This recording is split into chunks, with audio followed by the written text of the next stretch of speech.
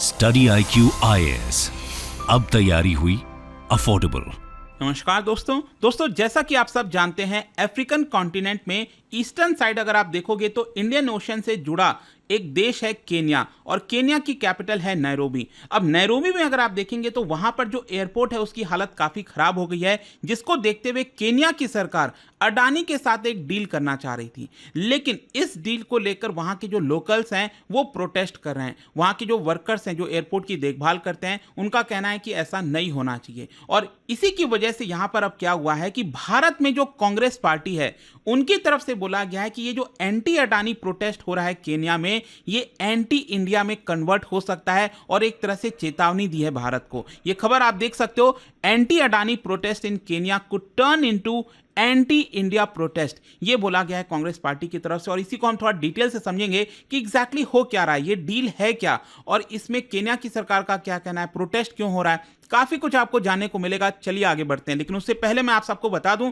सिर्फ आज के लिए जो हमारा यूपीएससी कोर्स है उसमें आपको एक्स्ट्रा डिस्काउंट मिल रहा है। यहां पर आप देख सकते हो 2025 की अगर आप तैयारी कर रहे हैं तो जो प्रतिज्ञा प्लस बैच है, और अगला बैच स्टार्ट हो रहा है हमारा 10 सितंबर से, इसको आप ले सकते हैं। इसमें सबसे खास बात यह है कि अगर आप सिर्फ प्रीलिम्स भी क्रैक कर लेते हैं तो यहां पर जो पूरा फीस आप पे करो वो आपको रिफंड कर दिया जाएगा। साथ ही साथ हर संडे को यहां पर एक टेस्ट होगा, और टॉप रैंक लाने वाले को 11,000 रुपीज मिलेगा। ये हर संडे टेस्ट होगा। तो ज्वाइन करने के लिए हमारे वेबसाइट ऐप पर जाइए, या फिर कमेंट सेक्शन में लिंक, और आपको यूज करना है ये कोड अंकित लाइव, ताकि आप मैक्सिमम डिस्काउंट ले सकें। और इसके अलावा अगर आप एमसीक्यूज अटेम्प्ट करना चाहते हैं तो मेरे इंस्टा पेज पर जा सकते हैं, वहां पर स्टोरीज में जितने भी एमसीक्यूज हैं उसको भी आप अटेम्प्ट कर पाएंगे।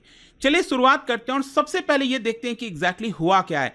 देखिए, जैसा मैं आपको कह रहा था कि भारत में कांग्रेस पार्टी की तरफ से कुछ चेतावनी दी गई है, और ये बेसिकली ट्वीट किया गया है जयराम रमेश जी के द्वारा, आप देख सकते हैं। और देखिए इसमें जयराम रमेश जी क्या कहते हैं। उनका यह कहना है कि अडानी ग्रुप ने प्रपोज किया है कि केन्या के नैरोबी में जो एयरपोर्ट है वो उसको टेक ओवर कर लेंगे 30 साल के लिए, और इसी को लेकर वहां के जो लोकल्स हैं, जो वर्कर्स हैं, वो प्रोटेस्ट कर रहे हैं देश के अंदर कि ये जो एयरपोर्ट है वो अडानी ग्रुप को नहीं देना चाहिए। अब इसी को लेकर कांग्रेस पार्टी ये कह रही है कि ये बहुत बड़ी चिंता की बात है भारत के लिए, क्योंकि यहां पर ग्लोबली अब सब लोग जानने लग गए हैं कि प्राइम मिनिस्टर नरेंद्र मोदी जी की जो फ्रेंडशिप है वो अडानी के साथ है, और इसकी वजह से ये जो भी कुछ हो रहा है प्रोटेस्ट, वो कहीं ना कहीं एंटी इंडिया में कन्वर्ट हो सकता है, वो हमें नहीं देना चाहिए। इनफैक्ट मैं आपको बता दूं, जयराम रमेश जी ने अपने ट्वीट के अंदर 2 एग्जांपल्स भी दिए। उन्होंने कहा कि इसी तरह की कंट्रोवर्सीज हमारे पड़ोसी देश में जो श्रीलंका और बांग्लादेश है वहां पर भी देखने को मिला था, जहां पर भारत का जो नेशनल इंटरेस्ट है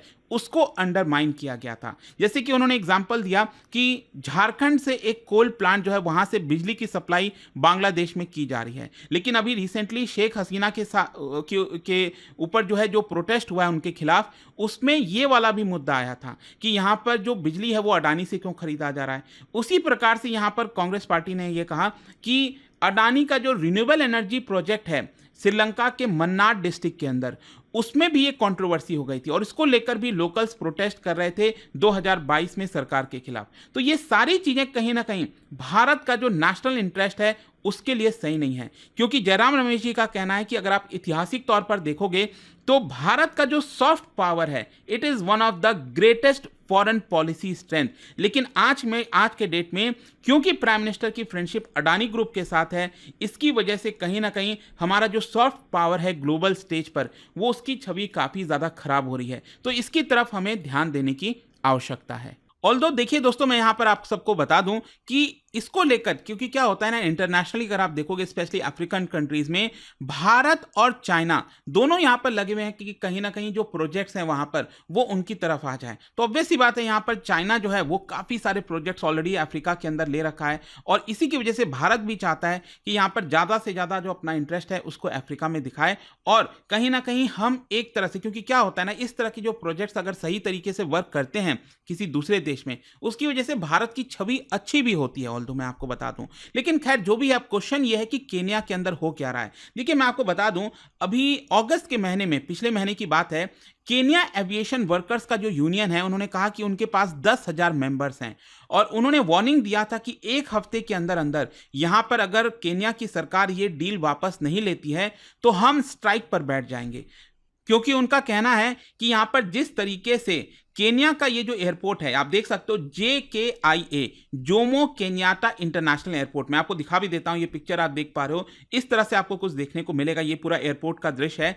तो ये जो एयरपोर्ट है वो कहीं ना कहीं अडानी ग्रुप टेक ओवर कर सकता है, जो कि हम नहीं चाहते हैं। ऑल्दो मैं बता दूं कि ये जो प्रोटेस्ट बुलाया गया था वर्कर्स के द्वारा, इसको कई बार डिले भी किया गया है, क्योंकि सरकार नेगोशिएशंस करना चाहती है और यूनियन जो है, जो वर्कर्स का यूनियन है, वो इस पूरे डील को अपोज कर रहा है। उनका ऐसा मानना है कि कहीं ना कहीं केन्या की सरकार इस एयरपोर्ट को प्राइवेटाइज करने की कोशिश कर रही है, जिसकी वजह से यहां पर जॉब लॉसेस हो सकते हैं और जो नॉन केनियन वर्कर्स हैं उनकी एंट्री हो जाएगी एयरपोर्ट के अंदर। और इसी की वजह से बहुत ज्यादा डर है वर्कर्स यूनियन में, जिसकी वजह से इस पूरे डील को अपोज किया जा रहा है। लेकिन क्वेश्चन यहां पर यह है कि आखिरकार ये डील है क्या। देखो मैं आपको बताता हूं, एक्चुअली क्या है कि केन्या की सरकार चाहती है कि ये जो इंटरनेशनल एयरपोर्ट है नैरोबी का, इसको और ज्यादा एक्सपैंड किया जाए। तो ये इसमें करीब क्या होगा कि अडानी ग्रुप 1.85 बिलियन डॉलर का निवेश करेगी, इन्वेस्ट करेगी, और इसके बदले 30 साल तक एयरपोर्ट का देखभाल, उसको जो ऑपरेशंस की जिम्मेदारी है वो अडानी ग्रुप को दे दी जाएगी 30 साल के लिए। अब होता क्या है कि यहां पर आपको पता है, जैसे भारत में भी अडानी ग्रुप ने कई सारे जो एयरपोर्ट्स हैं उसका ऑपरेशन अपने अंडर में रख रखा है, जैसे लखनऊ वाला हो गया, अहमदाबाद वाला हो गया। तो उसमें अडानी ग्रुप क्या करती है कि बहुत सारे जो फैसिलिटीज हैं वो लेकर आती है, चीज़ों का सर्विसेज को इंप्रूव करती है ताकि लोगों के लिए सुविधा हो। लेकिन आपको पता होगा कि जब भी आप कोई फ्लाइट की टिकट लेते हो तो वहां पर एयरपोर्ट का जो चार्जेस है वो भी इंक्लूड होता है, ध्यान से देखिएगा। तो यहां पर क्या है कि अडानी ग्रुप अगर 1.85 बिलियन डॉलर निवेश करेगी तो अगले 30 सालों के लिए जब इसको ऑपरेट करेगी तो जो सर्विस चार्जेस वगैरह हैं उससे अडानी ग्रुप को कमाई होगी। तो इस तरह से ये पूरा वर्क करता है। और इसके अलावा मैं आपको बता दूं कि अडानी ग्रुप इतना सारा जो पैसा निवेश करी है वो किस चीज में करेगी। एक तो बताया जा रहा है कि इस एयरपोर्ट को दूसरे रनवे की जरूरत है। ऑलरेडी जो एग्जिस्टिंग रनवे है वो काफी कंजेस्टेड हो जाता है, तो यहां पर सेकेंड रनवे बनाया जाएगा और साथ ही साथ एक नया टर्मिनल बिल्डिंग बनाया जाएगा पैसेंजर्स के लिए, ऐसा इस पूरे डील के अंदर बताया गया है। और साथ ही साथ केन्या की सरकार ने डिफेंड किया है इस डील को और कहा है कि देखिए यहां पर हमें इसकी काफी ज्यादा जरूरत है, क्योंकि एक तो केन्या का ये जो एयरपोर्ट है वो अफ्रीका का one of the busiest airport में माना जाता है और वहां पर कई बार पावर आउटेजेस भी देखने को मिलते हैं, अचानक से बिजली चली जाती है, कई बार जो रूफ है उसमें लीकेज होता है। तो इसकी वजह से केन्या की जो छवि है इंटरनेशनल लेवल पर वो काफी खराब होती है। तो हम चाहते हैं कि इसको कहीं ना कहीं अच्छे से सुधारा जाए। और यहां पर केन्या की सरकार का कहना है कि देखिए इस तरह से हम डील नहीं देंगे, यहां पर टेक्निकल, फाइनेंशियल, लीगल रिव्यूज होगा, प्रॉपर ड्यू प्रोसेस होगा, तभी ये डील अडानी को दिया जाएगा। लेकिन देखिए यहां पर कई लोगों के मन में सवाल आ सकता है कि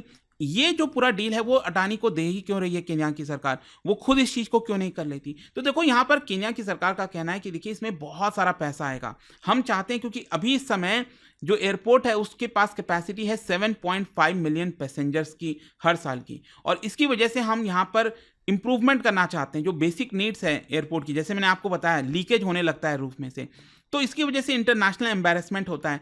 तो इतना सारा पैसा खर्च करना, 1.5-2 बिलियन डॉलर, वो केन्या की सरकार के पास शायद अभी नहीं है। उसकी वजह से यहां पर पैसे नहीं होने के कारण वो इस एयरपोर्ट को अडानी ग्रुप को देना चाहती है। और यहां पर उनका यह कहना है कि अडानी के साथ ये जो डील हो रही है इसको अभी रिव्यू किया जा रहा है, और अगर डील हो जाती है तो यहां पर केन्या के नेशनल इंटरेस्ट को भी प्रोटेक्ट किया जाएगा। केन्या की सरकार ने बोला कि हम चीज़ों को सेफगार्ड करेंगे, लेकिन ऑब्वियस सी बात है यहाँ पर जो वर्कर्स हैं वो मान नहीं रहे। उनका कहना है कि नहीं, यहाँ पर आप इसको प्राइवेटाइज क्यों कर रहे हो, आप दूसरे को क्यों दे रहे हो।